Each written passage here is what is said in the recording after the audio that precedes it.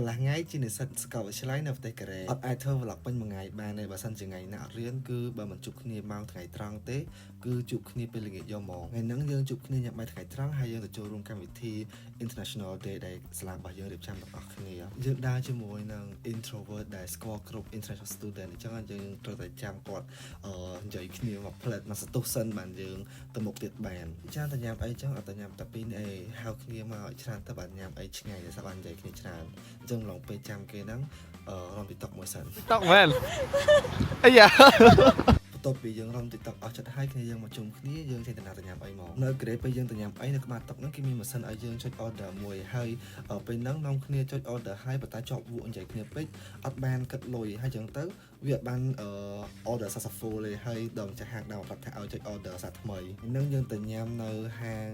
អាស៊ីហើយខ្ញុំញ៉ាំណាស៊ីកូរ៉េបាយឆាមកពីឥណ្ឌូនេស៊ី nasi goreng ni atau nong sa nasi goreng cái lằng snuột ở bên nasi goreng cái lằng vào lằng tắc lằng bẹ rồi là vậy xong là nasi goreng ôi chắc đồ đi kẹt chừng được hôm nay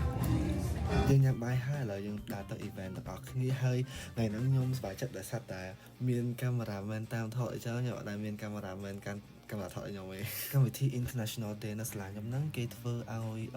សិស្ស international student ដែលរៀននៅក្នុងសាលាខ្ញុំហ្នឹងមានតែសិស្ស international student ដែលចូលរួមហើយគេមាន performance ពីប្រទេសមួយអញ្ចឹងតែឆ្នាំហ្នឹងខ្មែរយើងអត់បានចូលសម្ដែងទេដោយសារតែ level រៀងខ្លួនហាក់មានពេលសមអញ្ចឹងទៅដោយសារឆ្នាំមុនពួកយើងបានចូលរួមដែរហើយយើងបានទទួលបានលេខ1ក្នុងការសម្ដែងបន្ទាប់ពីគេសម្ដែងចប់គេមានលេង game លេងអីចូល international student របស់គ្នាអញ្ចឹងទៅហើយនៅសាលាខ្ញុំហ្នឹងសម្បូរសិស្ស international student មែនតើប្រហែលជាចូល3-400នាក់អីដឹងហើយក្នុងហ្នឹងពីច្រើនមានសិស្សឥណ្ឌូនេស៊ីសិស្សឥណ្ឌាសិស្សម៉ុងហ្គោលសិស្សចិនគឺច្រើនមែនតើវៀតណាមក៏ច្រើនដែរនៅសាលាហើយសិស្សខ្មែរមានតែ9នាក់ឯងខ្ញុំថាលេងដល់ម៉ោងទៅរៀនអីចឹងហើយដើរទៅរៀនតែចង់ទៅមក Oh my god ថាសប្បាយថ្ងៃហ្នឹងខ្ញុំមានប្រឡងពាក្យកូរ៉េទៀតហើយថ្ងៃខ្ញុំ2ម៉ោងហើយប្រឡងគ្មានចេះស្អីទេដោយសារតែបានមើលមេរៀនសោះមក